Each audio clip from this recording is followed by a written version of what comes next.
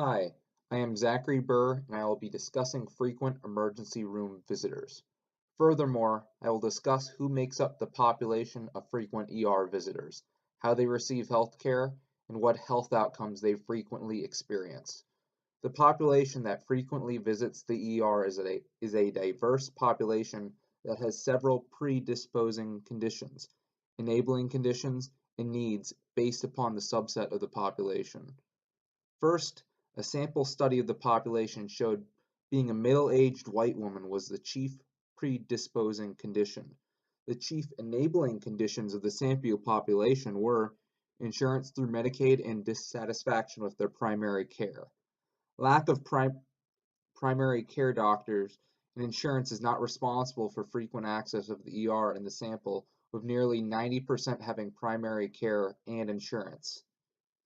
The most significant needs for the sample population were chronic illness pain, mental illness, and drug dependency, primarily on narcotics.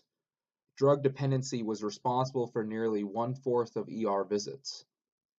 Due to this study's small sample size being within the area of one hospital, it does not seem proper to use this study to draw conclusions alone about the population's predisposing condition.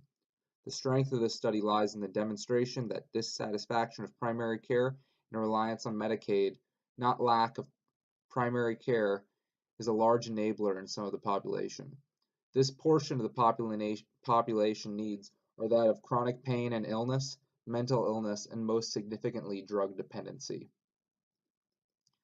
A much larger sample, across multiple hospitals, of the frequent ER visitor population found more identifying traits and demonstrated how smaller samples experience unique issues that are only somewhat reflected in the larger population. Frequent ER visitors were predisposed to being women who are younger in age as well as being minorities. Other enabling characteristics included patients being unemployed, in poverty, and less educated. Other need characteristics that were found to be common across the frequent ER visitor population were the need for care of chronic conditions like hypertension, diabetes, coronary artery disease, stroke, asthma, and emphysema. Frequent visitors of the ER often have complex issues, including psychiatric, psychosocial, and substance abuse issues that are difficult to manage. The ER is not the environment to properly treat these issues, as ER staff are trained to treat the apparent symptoms presented and not the root cause of the issue. An ER physician will generally not have access to a patient's medical history, so they must treat patients in a vacuum. The ER physician would not see how a patient presenting with pain like abdominal pain or chest pain is actually experiencing anxiety or panic disorder-induced pain and discomfort. This leads to the ER physician treating the patient with the wrong methods.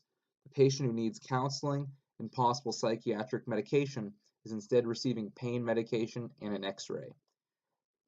Patients experiencing pain are often given addictive pain medications to treat the pain instead of the cause.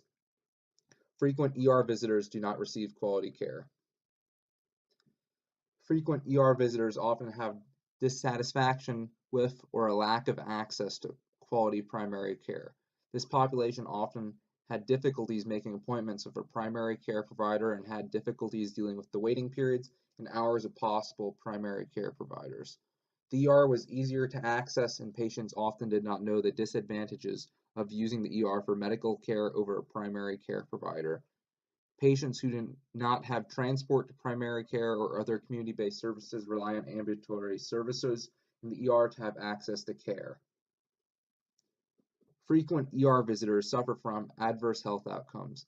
This population is likely to have increased hospital admissions and ER visits, as well as lower patient satisfaction. They also suffer from socioeconomic distress and chronic illness. They have greater mortality in their visits to the ER than other groups. Discussion questions. What impact on emergency room visits will occur if Medicaid is expanded? 2. How will emergency rooms change to better manage an increase in chronic conditions?